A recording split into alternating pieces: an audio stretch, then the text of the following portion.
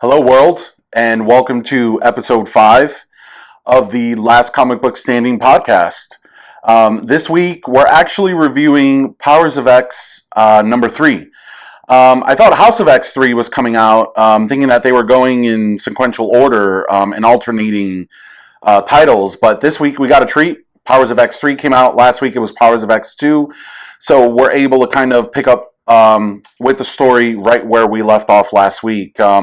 Basically, Mystique is after some information and broke into a building to get information for Professor X and Magneto and Cyclops, and they're all working together.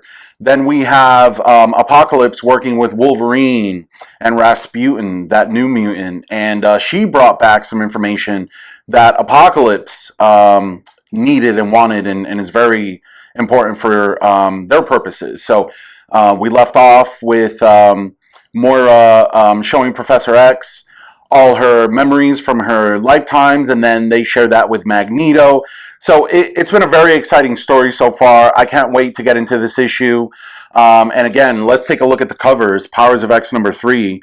That's the regular cover there. I'm a little bit bougie when it comes to comics, so I like to pick up a variant here and there. There's about 5 or 6 different variants for issue number 3 of Powers of X. So you figure at $6 a pop, Marvel's making some pretty good money. And let's get right into it. Powers of X number 3. Let's go. And here we have the cover of Powers of X 3. And we see Rasputin, a new X-Men character introduced in the storyline. And the red guy with the tail is named Cardinal. And as you can see, they're facing off with a few Sentinels here. And we start off with a quote from Apocalypse, which reads, "I am immortal, and I have no end." Apocalypse is no joke, man. Google his history, and you'll see he's incredibly powerful and evil. And that quote is pretty much self-explanatory. And we're shown year 100, the same timeline where Rasputin is working with Wolverine, Apocalypse, and a few others. We're taken to a place called the Church of Ascendancy. And we see this high priest who's addressing the congregation, I guess, and preaching mutant dominance over mankind. He's like, embrace the dominance of your masters. Let go of any notion that you can evolve and improve. Let go of any idea that you create your fate, because you don't. The machines do. The masters do. And if you remember last issue, a group called the Phalanx were summoned at the end of the issue and were asked to help with ascension, with becoming a single intelligence representing a planet, a single consciousness. You have to basically qualify for that. If not, they kill you. So that was year 1000. So this shows the effect that they're having on humans in the year 100. I guess when this was sort of kind of like a group on the ground, instead of a group that summoned, out of the ethers 900 years later. So the priest is like, I'm going to show you true evolution. He has this baby and uses this floating device hovering around to burn half the baby's face off, and I'm assuming turn him into half machine. But the priest tells them it's better to serve in heaven than rule in human hell, and suddenly there's a huge explosion. And we see it's Magneto, Rasputin, Cardinal, and Zorn, the flaming blue head guy. And Zorn is like, man, I'm on a kamikaze mission, and the only thing I can think of is I thought humanity would put up a better fight than this. And they're looking at the temple in flames from a distance. Now we're taken to Nimrod's lair. He's being informed that the Church of Ascendancy is on fire. And he's like, I don't care, I'm busy. It's been a while since we allowed humans to burn anyway. And he's informed that the attack is being caused by mutants, that all Sentinels have been ordered to intercept. And that gets Nimrod's attention, and he's like, why are mutants attacking humans? They've always tried to help them and work together to overcome me. So little Miss Facepaint over here is telling Nimrod that she's been following the mutant-human relationship, and it's not good. They're growing apart. things are not the same between both species anymore. And she's trying to make Nimrod realize something. She feels something is missing that they're not catching. So Nimrod's like, what is it? And she tells him, I just think something is going on. They're not acting normal, and we should investigate. And Nimrod's all like, they're humans, they're flawed, they're either stupid or they're up to something we haven't figured out yet. Either way, I don't care, I'm busy. So she leaves to see what's going on herself. And then we see Cardinal putting his sword right through the high priest and letting him know, hey, I'm usually a non-violent person, but we've had enough and I'm at my limit. So he tells him he ate this seed that removes any hesitancy towards violence away, and that the high priest should be ashamed of himself for serving who he's chosen to serve. And the high priest is like, I do it for the great machine. I do it for my God. We see the arrival of a bunch of sentinels and this great machine character, this God. And the high priest is like, there she is. It's about to go down. And Zorn, the blue flaming head guy, is excited that he'll finally meet his death. He's super stoked. Rasputin tells him they need a distraction, that they need to buy the others some time. And the others are Wolverine, Apocalypse, and this Groot-looking character who are in the archive vault looking for the moment when Nimrod came online. Suddenly, on Nimrod's screen, he starts getting these emergency alerts, and he sees Wolverine and the team breaking in.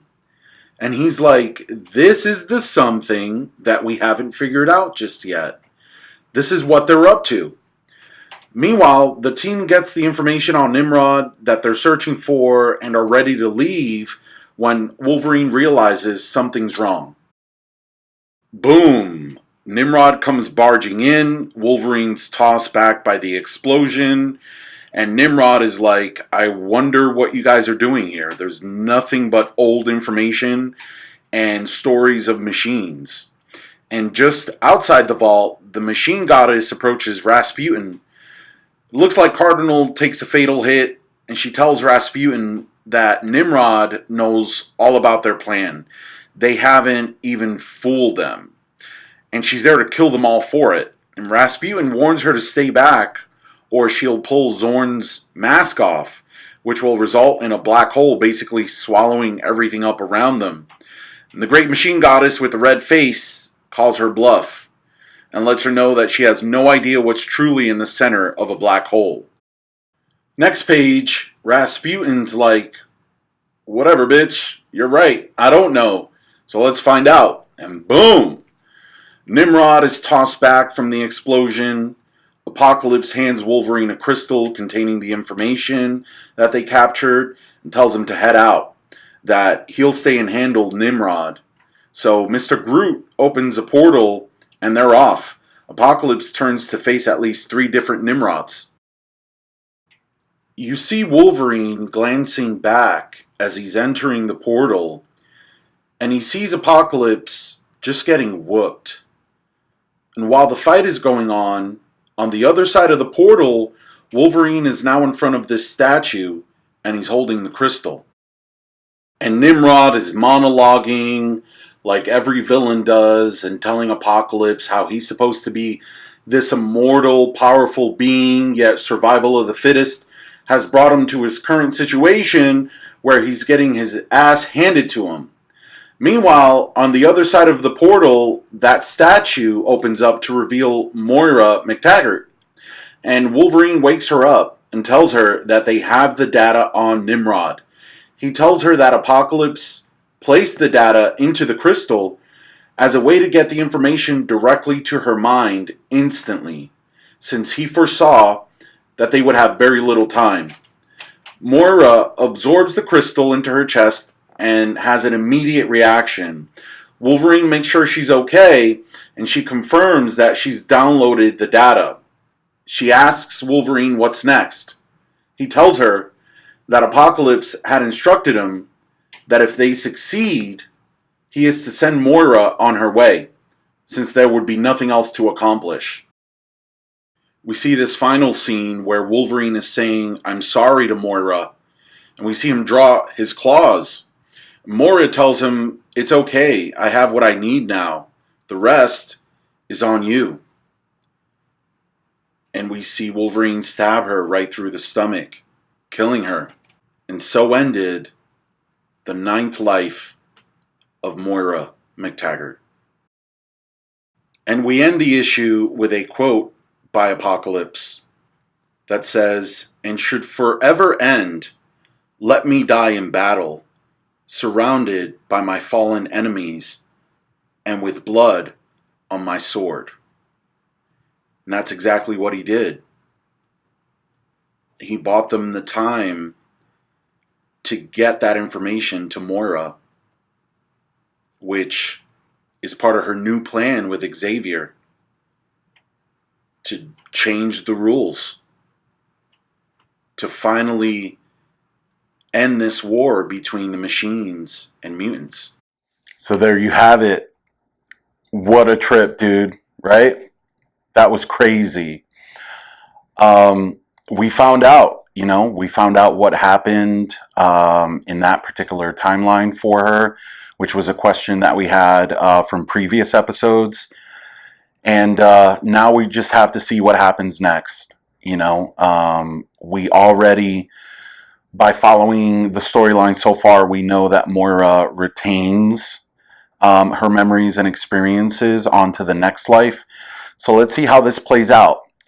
This issue didn't really focus much on Xavier's team with Magneto and Cyclops, and so I'm really looking forward to seeing how that develops in future issues. So next week, House of X 3 comes out, and let's see where it goes. Let's see where they take us on this ride and this journey. For this issue, my musical recommendation, and I got some emails about last week. We had some technical difficulties last week, I must admit, and I completely forgot my musical recommendation. So if you watched episode 4, which was covering Powers of X number 2, my musical recommendation for that episode was The Great Golden Baby by Circa Survive. So go ahead and check that out.